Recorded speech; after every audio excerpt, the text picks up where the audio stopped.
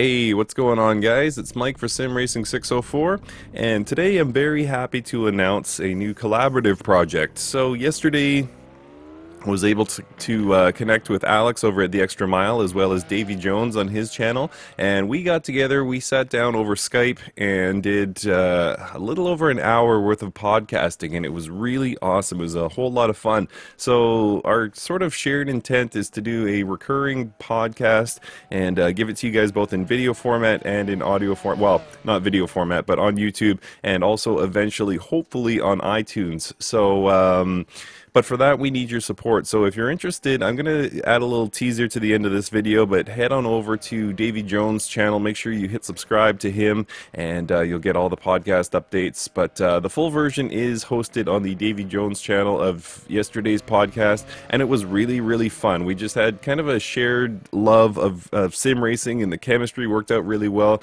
Considering we had zero rehearsal, this was the first time we were all talking together. It just went off without a hitch, and those guys were really awesome to talk to, and like I said, you can just tell there's a true passion for sim racing. So we're hopefully going to do this every 2 weeks for the time being, and we're going to have some guests. We're going to talk everything to do with sim racing, and yeah, we're just going to have fun doing it. So head on over to Davy Jones' channel. Make sure you check out that video. Make sure you hit subscribe to his channel, and give us some feedback. Let us know what you want us to talk about, if there's any guests you'd like us to have on, and we'll take it from there. Thank you guys for watching. Enjoy the podcast, I hope, and like I said, leave us some feedback. Let us know what you think, and we're going to do this every couple of weeks and hopefully make a real run of it.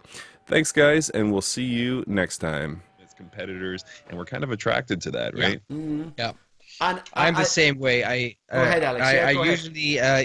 I usually deep dive into one sim for a while, and then I move on to the next. And as Mike said, there's a certain rotation that has been established right now between, well, in my case, it's probably mostly between Project Cars 2 and Assetto Corsa. I've tried some Race Room here and there. I have not tried Automobilista in quite a while, mostly because it does not have VR support at this point in time, if I am not mistaken there. And I have not tried iRacing in quite a while either. But I'm always on the lookout for new and interesting stuff, which is why I decided to eventually try Forza Motorsport 7. Yes, that was interesting. Yeah, I'm happy that I did that, actually, because it was a lot better in a lot of aspects than I would have expected it to be. I noticed you saying that, yeah. It is clearly still, or not clearly, but in my opinion, it is still lacking in some handling areas where it just feels a little bit unnatural, kind of like Project Cars 1 did feel a little bit iffy at some points. But yeah, no, so generally I tend to deep dive into one game or one sim and then switch over. I got a question for you, Alex. Yeah.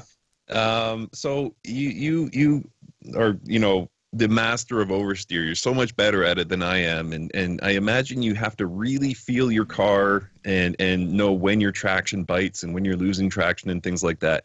Do you still get that in Forza 7? That's exactly the point that is weird in Forza 7. So in Assetto Corsa, for example, it is pretty much like it is in real life, although the cars tend to lose grip maybe a little bit too easily in comparison to real life, where you have to work a bit harder, provoke the car a bit more to break loose. But the general behavior of the car over the limit is very well done in Assetto Corsa, and in my opinion, it's still the king when it comes to oversteer. Yes. Just the feeling of it is so natural. You feel the weight of the car. You can use the weight of the car to continue the slide and transition from one slide to another. That's just close to perfection. But in Forza 7, there's something weird that happens when you start to slide. It's really hard to put it into words, but it feels like the line between grip and slide is pretty much non-existent in Forza 7, so you're always a little bit unstable. So there's no clear transition between gripping and sliding. And when you slide, it is just very hard to predict what the car is doing. So in my opinion, usually when that is the case, when I really can't really connect to what the car is doing in game, mainly that is because the game does something that the car wouldn't do in real life. Because I have no troubles getting my car to go sideways in safe and controlled environments, of course, in real life. But usually when I felt that in Project Cars 1. That's the best example. I thought, man, is it me or what is happening here? I just can't get a controlled slide with these cars. What's going on?